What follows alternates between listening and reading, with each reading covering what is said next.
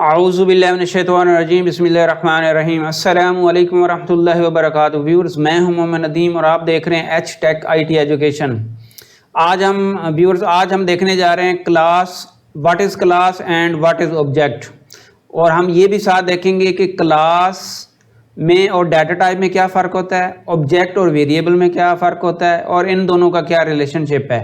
तो आज की वीडियो में इंशाल्लाह इसके मैं बेसिक कंसेप्ट आपके क्लियर करूंगा। और ये जो वीडियो है किसके लिए ज़रूरी हो सकती है, मेरे वो भाई जो एग्ज़ाम देने जा रहे हैं उनके लिए बहुत ज़रूरी है और इससे बहुत ज़्यादा हेल्प मिलेगी आपको इंशाल्लाह और आपके बेसिक कंसेप्ट क्लियर होंगे। मेरे वो भाई जो प्रोग्रामिंग अभी स्टार्ट करने जा रहे हैं, ये बिगनर्स लेवल पे हैं और प्रोग्रामिंग अभी स्टार्ट करनी है, तो उनके लिए बहुत हेल्पफुल होगी ये वीडियो। और मेरे वो प्रोफेशनल भाई जो अभी मतलब कैरियर स्टार्ट कर चुके हैं और थोड़ा सा इसका कंसेप्ट क्लियर नहीं है, तो इंशाअल्लाह अगर आप ये वीडियो मुकम्मल देखेंगे तो क्लास और ऑब्जेक्ट का आपको इंशाल्लाह ऐसा कंसेप्ट क्लियर होगा जो आपको ज़िंदगी भर काम आएगा। तो चलिए चलते हैं। सबसे पहले हम देखते हैं कि आपके पास क्लास और ऑब्जेक्ट में क्या फ़र्क है। देखिए, अगर आप थोड़ा सा रिकॉल करें तो आपने अब तक जो प्रोग्रामिंग के अंदर मुख्तलिफ इंस्ट्रक्शंस पढ़ी हैं, जो मुख्तलिफ आपने टूल्स पढ़े हैं, उनके अंदर जो भी हम प्रोग्राम बनाते थे ऑलमोस्ट हर प्रोग्राम के अंदर हम डाटा टाइप और वेरिएबल का इस्तेमाल करते थे। ठीक है जी। अब वेरिएबल क्या होती है? वेरिएबल डाटा टाइप के बगैर डिक्लेयर नहीं हो सकती और डाटा टाइप ज़ाहिर है वो भी वेरिएबल के बगैर इटसेल्फ कुछ नहीं है। यानी कि जब आपको फ़र्ज़ किया न्यूमेरिक या इंटीजर वेरिएबल की ज़रूरत है कहीं, या प्रोग्राम के अंदर इंटीजर या वेरिएबल इंटीजर या आपके पास न्यूमेरिक वैल्यूज इस्तेमाल करते हैं, तो उसकी आप एक वेरिएबल डिक्लेयर कर लेते हैं। जैसे मैं इंटीजर कह लूँ, फ्लोट कह लूँ, स्ट्रिंग कह लूँ, तो अब उसमें क्या होता है कि एक हमने वेरिएबल डिक्लेयर करनी होती है और वेरिएबल डिक्लेयर करने के लिए एक वेरिएबल का नेम देना होता है और उसकी एक डाटा टाइप बतानी होती है। तो भाई पहले नंबर पे तो बात ये है कि ऑब्जेक्ट ओरिएंटेड प्रोग्रामिंग के अंदर सेम कंसेप्ट आप जहन में बैठा लें। यानी कि as a basic level, as a beginners या बेसिक कंसेप्ट इसका यही है कि सेम रिलेशनशिप है क्लास का और ऑब्जेक्ट का। जिस तरह डाटा टाइप होती है, डाटा टाइप, ठीक है, डाटा टाइप यूं कह लें क्लास हमारी डाटा टाइप है और ऑब्जेक्ट उस डाटा टाइप की वेरिएबल है। ये तो है बेसिक कंसेप्ट। यानी कि अगर आपको समझ नहीं आ रही इसका एडवांस लेवल क्लास और ऑब्जेक्ट का रिलेशनशिप क्या है और प्रोग्राम के अंदर ये पता नहीं क्या चीज़ है, क्या भला है, कैसे यूज़ करना, तो सिंपल सही इसकी ये आपको ये रिलेशनशिप है। जिस तरह अगर डाटा टाइप और वेरिएबल की समझ आ गई है तो समझें क्लास और ऑब्जेक्ट वही चीज़ है। उसी तरह हम ऑब्जेक्ट क्रिएट करेंगे, वो क्लास मेंशन करेंगे, क्लास की बेस पे ऑब्जेक्ट क्रिएट करेंगे। तो अगर आपको डाटा टाइप और वेरिएबल के ऊपर कुछ इश्यूज़ हैं तो आप एच टेक IT एजुकेशन के ऊपर जाके प्ले लिस्ट में जाके देख लें, उसके ऊपर आपको डाटा टाइप और वेरिएबल्स की मुख्तलिफ वीडियोज़ इन डिटेल मिल जाएंगी। अच्छा, और दूसरे नंबर पे अब हम आते हैं जी क्लास के ऊपर। देखें क्लास क्या है। क्लास बेसिकली एक टेम्पलेट है या एक मॉडल है या एक ऐसा प्लान है जिसके अंदर क्या होती है कि डिस्क्रिप्शन, डिटेल डिस्क्रिप्शन होती है और डेफिनेशन होती है उस टेम्पलेट की। और किसके लिए होती है? ऑब्जेक्ट क्रिएट करने के लिए। कहने का मतलब ये हुआ कि जब आप ऑब्जेक्ट क्रिएट करेंगे तो ऑब्जेक्ट ऐसे क्रिएट नहीं हो सकता, उससे पहले आपको एक क्लास क्रिएट करनी पड़ेगी। और क्लास आपके पास एक ऐसा टेम्पलेट है जिसके अंदर हम कुछ डिस्क्रिप्शन डिफाइन करते हैं और इसके अलावा अदर कुछ इसके अंदर वेरिएबल्स हो सकती हैं, इंटीजर वेरिएबल हो सकती है, फ्लोट, और ये सारी इकट्ठी हो सकती हैं, इंटीजर, फ्लोट, एक्सेट्रा, और फिर इसके अंदर मल्टीपल फंक्शंस हो सकते हैं। और ये सारे के सारे हम एक क्लास के अंदर डिफाइन कर लेते हैं। लेकिन एक चीज़ ज़हन में रहे कि ये जो क्लास होती है it is not an object. ये ऑब्जेक्ट नहीं है, ये सिर्फ टेम्पलेट है ऑब्जेक्ट क्रिएट करने के लिए। बस ये बेसिक डिफरेंस आप ध्यान में। जिस तरह डाटा टाइप है, डाटा टाइप इटसेल्फ वो लॉजिकली एग्जिस्ट करती है, फिजिकली तो नहीं करती। फिजिकली अगर हमने डाटा टाइप को देखना है तो उसका वेरिएबल डिफाइन करेंगे तो ज़ाहिर है पता चलेगा ना कि इस डाटा टाइप की वेरिएबल क्रिएट की है। तो इसी तरह क्लास का आगे ऑब्जेक्ट क्रिएट करेंगे तो फिर हमें पता चलेगा कि इसका जो है मतलब उस क्लास की आगे क्या इम्प्लीमेंटेशन है। अच्छा, एक तो ये हो गया जी। अब दूसरे नंबर पे हम आते हैं जी, आपके पास आप ये देखें कि ये जो आपकी जिस तरह स्ट्रक्चर एक यूज़र डिफाइंड टाइप थी, डाटा टाइप थी, इसी तरह क्लास भी आपके पास एक यूज़र डिफाइंड डाटा टाइप है। ठीक है, यानी कि एक ऐसी डाटा टाइप है जो यूज़र खुद डिफाइन करता है। मसलन मैं अगर यहाँ पे कोई एक क्लास बना लूँ, उसके अंदर कुछ इंटीजर वेरिएबल रख लूँ, कुछ फ्लोट वेरिएबल रख लूँ, उनको एक नाम दे दूँ, तो वो मेरी अपनी एक यूज़र डिफाइंड डाटा यानी कि कस्टमाइज डाटा टाइप बन जाएगी। और ये आपके पास एक लॉजिकल लेआउट होता है, फिजिकली एग्जिस्ट नहीं करती। वो क्यों नहीं करती? उसकी वजह यह है कि सिर्फ हम जब ये प्रोग्राम के अंदर कहीं पे भी क्लास डिफाइन करते हैं या क्लास डिक्लेयर करते हैं, तो वो मेमोरी के अंदर उस वक्त क्रिएट ही नहीं होती जब तक हम ऑब्जेक्ट, यानी कि ये डिपेंडेंट है ऑब्जेक्ट के ऊपर। जिस तरह डाटा टाइप डिपेंडेंट होती है वेरिएबल के ऊपर, इसी तरह ये डिपेंडेंट है आपकी क्लास के ऊपर, आपके ऑब्जेक्ट के ऊपर, कि ऑब्जेक्ट क्रिएट होगा तो क्लास यूज़ होगी। अब हम आते हैं ऑब्जेक्ट के ऊपर। देखें, ऑब्जेक्ट जो है, ऑब्जेक्ट क्या है? वो किसी भी क्लास का एक इंस्टेंस है या क्लास की वेरिएबल है, जिस तरह ऊपर हम कह सकते हैं। लेकिन बहरहाल इसको टेक्निकल मीनिंग के अंदर हम ये कहते हैं कि आपके पास जो ऑब्जेक्ट है वो basically is an instance of a class. ठीक है, जब आप कोई ऑब्जेक्ट क्रिएट करेंगे, क्लास पहले डिक्लेयर करने के बाद उसका जब ऑब्जेक्ट क्रिएट करेंगे, तो हम ये कहेंगे कि उस क्लास को इंस्टेंशिएट कर दिया गया है, मतलब उसका इंस्टेंस क्रिएट कर दिया गया है और उसको ऑब्जेक्ट कहते हैं। अब दूसरी बात यह है कि जो बहुत ज़्यादा इंपॉर्टेंट है वो ये है कि क्लास तो एक ही होगी प्रोग्राम के अंदर। अगर आपने एक प्रोग्राम के अंदर एक दफ़ा क्लास डिक्लेयर कर दी और उसका नाम रख दिया स्टूडेंट, तो फिर आप पूरे प्रोग्राम के अंदर वो क्लास दोबारा नहीं बना सकते, बल्कि उस क्लास को आगे यूज़ कर सकते हैं। उस क्लास को यूज़ कैसे करेंगे? उसके ऑब्जेक्ट क्रिएट करेंगे। इसका मतलब ये हुआ कि एक क्लास के मल्टीपल ऑब्जेक्ट्स हो सकते हैं। एक ऑब्जेक्ट फर्ज किया यहाँ पे हम बना देते हैं, एक ऑब्जेक्ट जनाब हम यहाँ पे बना देते हैं, ये सारे के सारे उसके ऑब्जेक्ट्स बनते जाएंगे जितने मर्जी। इसी तरह ये एक ऑब्जेक्ट ऑलरेडी मैंने एक यहाँ पे बनाया हुआ है, या भी डिफाइन करता हूँ, इसको आपको एक्सप्लेन करता हूँ इसका क्या मतलब है। अच्छा, अब उसके बाद एक यानी कि एक सिंगल क्लास के अंदर मैनी ऑब्जेक्ट्स हो सकते हैं और ये फिजिकली भी एग्जिस्ट करते हैं। वो किस तरह करते हैं वो मैं आपको बताता हूँ कि जो ही आप ऑब्जेक्ट क्रिएट करेंगे, तो पहले क्रिएट करेंगे तो मेमोरी के अंदर वो उस क्लास के अंदर जितनी भी आपने डिस्क्रिप्शन दी थी, जितनी चीज़ें डिस्क्राइब की थी, वो सारी की सारी आपकी इस ऑब्जेक्ट के अंदर क्रिएट हो जाएंगी और हर वेरिएबल अब मेमोरी के अंदर स्पेस बनेगी। तो इस वजह से क्या है कि ये फिजिकली एग्जिस्ट कर रही है, जबकि जो क्लास फिजिकली एग्जिस्ट नहीं कर रही। अब उसके बाद ये है कि जी इंस्टेंस से क्या मतलब है? देखें, कोई एक वाक़या यूँ कह लें कि रूनुमा हो गया है, वो वाक़या क्या रूनुमा हुआ है, यानी कि समथिंग अकर हो गई है या कोई एक इवेंट हैपन हो गया। वो कैसे हुआ है कि देखें, जब आप प्रोग्राम के अंदर ये इंस्ट्रक्शन देते हैं कि जी ये क्लास है और क्लास का ऑब्जेक्ट क्रिएट करो, तो उसके ऊपर एक इवेंट अकर होता है। और इवेंट क्या अकर होता है कि कंप्यूटर प्रोग्राम मेमोरी के अंदर जाके उस क्लास के अगेंस्ट ऑब्जेक्ट क्रिएट करता है। तो ये एक इवेंट अकर हुआ है, यानी कि वहाँ पे उसकी पूरी की पूरी जो स्पेस है उस क्लास से रिलेटेड जितने उसके अंदर मेंबर्स हैं, वेरिएबल्स हैं, उसके फंक्शंस हैं, जितने भी मेंबर्स हैं, वो सारे के सारे मेमोरी के अंदर क्रिएट होने होते हैं। इस वजह से इसको बोलते हैं इंस्टेंस।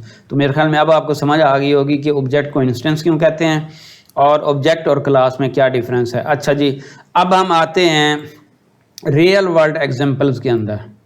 इसको समझने के लिए मैं आपको बहुत ही आसान एक एग्जांपल देता हूं जो आपके लिए स्पेशल मैंने यहाँ पे सिलेक्ट की है। वो ये है कि आपने अगर कभी ब्रिक्स बनते हुए देखी हूँ।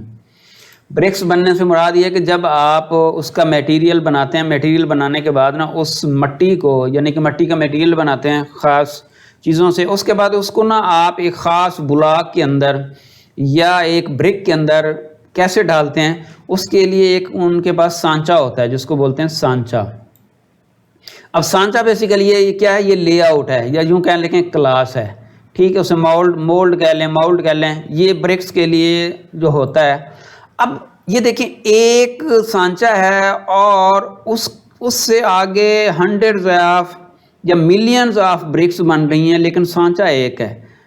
तो ये बेसिकली आपके पास क्लास है और जो ब्रिक्स हैं उसकी वो उसके ऑब्जेक्ट्स हैं। यानी कि जिस तरह ऊपर हम कह रहे हैं कि क्लास एक होगी, लेकिन उसके ऑब्जेक्ट्स मल्टीपल हो सकते हैं। तो ये देखें, ये बड़ी बेस्ट एग्जांपल है कि आपके पास मोल्ड है, मोल्ड के अंदर जो आप ब्रिक्स बना रहे हैं वो एक सांचा है, लेआउट है, उसको बार बार यूज़ कर रहे हैं और आगे ऑब्जेक्ट बनाई जा रहे हैं, यानी कि ब्रिक्स बनाई जा रहे हैं। ठीक है, तो इस केस में आपके पास मोल्ड वो क्लास है और ब्रिक्स आपके पास ऑब्जेक्ट्स हैं।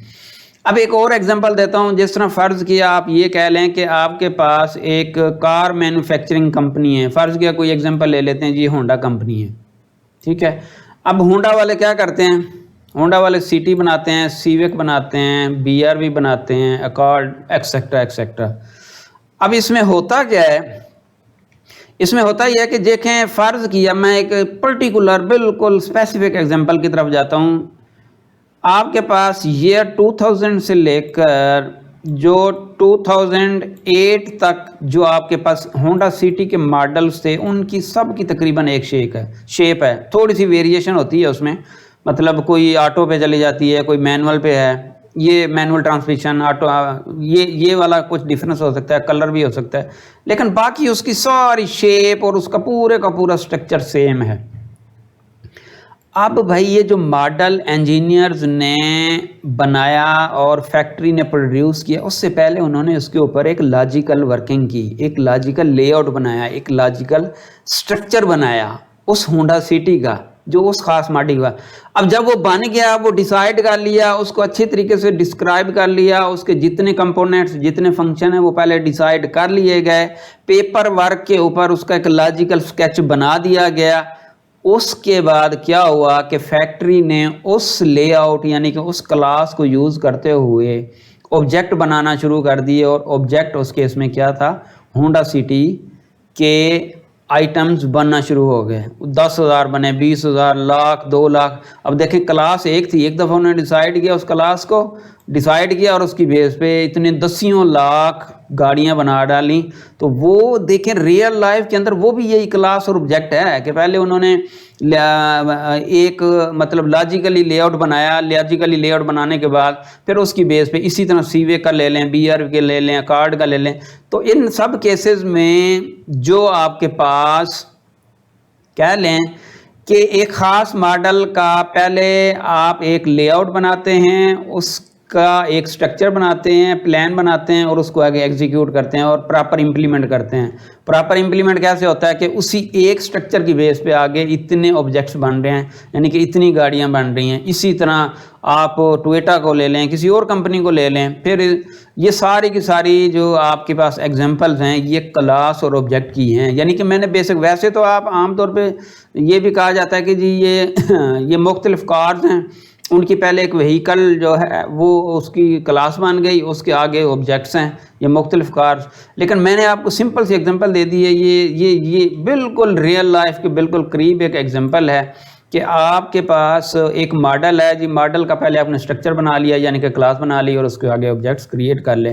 तो उम्मीद है कि आपको ये, अगर आपको ये कंसेप्ट मेरे अच्छे लगे और मेरा जो वे ऑफ टीचिंग है वो अच्छा लगा, तो भाई आप इस वीडियो को लाइक करें, चैनल को सब्सक्राइब करें। अगर आप इस तरह का अच्छा कंटेंट आगे भी रिसीव करना चाहते हैं तो बेल आइकन प्रेस कर लें ताकि हर अच्छे आने वाली जो वीडियो है वो आपको मिल सके। अच्छा जी, ये तो अब तक जितना हमने पढ़ा है ये बेसिकली क्लास और ऑब्जेक्ट से मुतल्लिक थ्योरी थी, जो आपको इंटरव्यू में भी काम आ सकती है, आपको एग्ज़ाम में भी काम आ सकती है और वैसे भी आपके ये कंसेप्ट क्लियर हो गए होंगे। अब हम पर्टिकुलर C++ प्रोग्रामिंग के हवाले से एक एग्जांपल देखते हैं। देखें, अगर फ़र्ज़ किया हमने क्या करना है कि एक स्टूडेंट का कुछ किसी भी क्लास के जो स्टूडेंट्स हैं उनके रिकॉर्ड्स मेंटेन करने हैं, तो प्रोग्राम के अंदर C++ प्रोग्राम की अगर हम बात करें तो उसके अंदर या किसी और प्रोग्रामिंग लैंग्वेज के अंदर अगर हम ये रिकॉर्ड्स स्टोर करना चाहते हैं स्टूडेंट के, तो वो ऑब्जेक्ट ओरिएंटेड प्रोग्रामिंग के अंदर कैसे हैंडल होंगे। अगर आप प्रोसीजरल लैंग्वेज में देखें तो ज़ाहिर है हर एक स्टूडेंट का आपको अलहदा उसकी वेरिएबल बनानी पड़ेगी, उसकी अलहदा यूँ कह लें कि आगे फंक्शन बनाने पड़ेंगे, ये सारा कुछ करने के लिए। लेकिन अगर आप ऑब्जेक्ट ओरिएंटेड प्रोग्रामिंग में ये सारा कुछ करने जा रहे हैं तो उसके लिए हम पहले एक क्लास डिफाइन करेंगे स्टूडेंट की, जिस तरह ये मैंने यहाँ पे की हुई है। अब इसके अंदर कुछ प्राइवेट वेरिएबल्स होंगी। प्राइवेट वेरिएबल फॉर एग्जांपल क्या हो सकती हैं, एक स्टूडेंट ID हो सकता है, फर्ज किया ये इंटीजर टाइप का है, ठीक है जी, इंटीजर टाइप का है। इसी तरह नेम है, स्ट्रिंग टाइप का है। ये इसी तरह उसका जो फादर नेम है, डेट ऑफ बर्थ है, उसकी क्लास क्या है, सेक्शन क्या है, टीचर्स क्या हैं, ये मुख्तलिफ उसकी वेरिएबल्स हो सकती हैं। अब हमने एक और फ़र्ज़ किया, प्रोग्राम बनाया जी, उसका डाटा हमने रीड करना है, इनपुट लेना है, तो उसके लिए फंक्शन मैंने बना लिया। अब मैं एज्यूम कर रहा हूँ कि ये मेरे पास प्राइवेट डाटा है, यानी कि डायरेक्टली प्रोग्राम के अंदर बाहर से ये डायरेक्ट एक्सेस नहीं कर सकते, अलबत्ता हम पहले उसका एक मेंबर फंक्शन कॉल करेंगे और उसके थ्रू इसको एक्सेस करेंगे। अब गेट डाटा क्या करेगा, वो डाटा गेट करेगा आईडी का और नेम का। वो कैसे, नीचे बताता हूँ आपको। इसी तरह एक और इसके अंदर हमने एक फंक्शन बना दिया, उसका नाम है शो डाटा। अब ये वाला जो काम हमने किया है, ये हमने लेआउट बना दिया है स्टूडेंट क्लास का, जो आगे यूज करने जा रहे हैं। अब ये एक लेआउट बन गया है। अब चूंकि क्लास में एक स्टूडेंट तो नहीं होता, 10 हो सकते हैं, 50 हो सकते हैं, 100 हो सकते हैं, या अगर आप पूरे यूं के कॉलेज यूनिवर्सिटी लेवल के सारे स्टूडेंट देखना चाहें तो उसमें hundreds of thousands of students हो सकते हैं। तो क्लास एक बन गई ना, अब भाई उसके आगे ऑब्जेक्ट बनाना शुरू करेंगे। वो कैसे, स्टूडेंट नंबर 1 के ऊपर हम ये स्टूडेंट नंबर फर्ज किया 1 है, ये स्टूडेंट नंबर 2 है, ये स्टूडेंट नंबर 3 है। अब जब ये पहला ऑब्जेक्ट क्रिएट होगा तो मेमोरी के अंदर यूं समझें कि एक ऑब्जेक्ट इसके अकॉर्डिंगली मेमोरी के अंदर स्पेस क्रिएट हो गई, और स्पेस के अंदर आईडी भी आ गया, नेम भी आ गया, उसकी ये 2 फंक्शन भी आ गए। अब मैं क्या करूंगा कि देखें, अब ये डिफरेंस है, यहाँ पे मैंने आईडी दिखाया हुआ है, यहाँ पे वैल्यू दिखाई है ये 200, ये डिफरेंस है क्लास और ऑब्जेक्ट में। यहाँ पे मैंने नेम वेरिएबल दिखाई है, यहाँ पे मैं वैल्यू दिखा रहा हूँ आसिफ, यानी कि एक नाम है स्टूडेंट का। तो मेमोरी के अंदर यानी कि वेरिएबल बनी हुई है, और इन वेरिएबल को हम डाटा, अब फंक्शन जब कॉल हम करेंगे तो यहाँ से मैं पास करूंगा, फर्ज के 200 यहाँ पे पास करना है मैंने उसका नेम, तो वो इन वेरिएबल को जाके असाइन हो जाएगा मेमोरी के अंदर। ये डाटा प्रोटेक्टेड है, इसलिए हम इसको कहते थे इनकैप्सुलेटेड है, प्रोटेक्टेड है, बाहर से एक्सीडेंटली एक्सेस नहीं हो सकता जब तक कि हमारे फंक्शन कॉल ना करें। अब उसके बाद फिर जब मैं ये डाटा कॉल करूंगा तो वो ये वाली वेरिएबल, इस ऑब्जेक्ट के अंदर जो वेरिएबल, उस ऑब्जेक्ट को पता है कि मेरे अंदर ये वेरिएबल हैं और इनके अंदर ये वैल्यूज है, तो वो उसको स्टोर कर देगा। तो ये तो आपके पास इसी तरह स्टूडेंट 2 जब क्रिएट करेंगे तो मेमोरी के अंदर फिर स्पेस क्रिएट होगी। ठीक है जी, ये फर्ज कि आपके पास मेमोरी है, तो ये ऑब्जेक्ट 1 के लिए है, ये ऑब्जेक्ट 2 के लिए, ये ऑब्जेक्ट 3 के लिए, एंड सो ऑन। ये ऑब्जेक्ट 1 को रिप्रेजेंट कर रही है, ये ऑब्जेक्ट 2 को रिप्रेजेंट कर रही है, और ये वाली जो ऑब्जेक्ट 3 को। इस मेमोरी के अंदर सारा ये ऑब्जेक्ट क्रिएटेड है, ये ऑब्जेक्ट है, ये ऑब्जेक्ट है, ये इसका अपना एड्रेस है, और इस एड्रेस के अंदर ये सारी चीज़ें फिर आगे फर्दर डिफाइन हो रही हैं। तो ये तो था जी आज का हमारा ट्यूटोरियल। उम्मीद है कि ये आपको समझ आया होगा। अगर ये आपको अच्छा लगे तो इसको वीडियो को लाइक करें, इस चैनल को सब्सक्राइब करें, और बेल आइकन प्रेस करें, ताकि इस तरह का हर आने वाला जो आपके कंटेंट है वो आपको मिल सके। और एंड पे दुआ है कि अल्लाह ताला हम सब के हलाल रिज़्क़ में बरकत अता फरमाए, और अल्लाह ताला अपने सिवा किसी का मोहताज ना करे। इन दुआओं के साथ अल्लाह हाफिज़।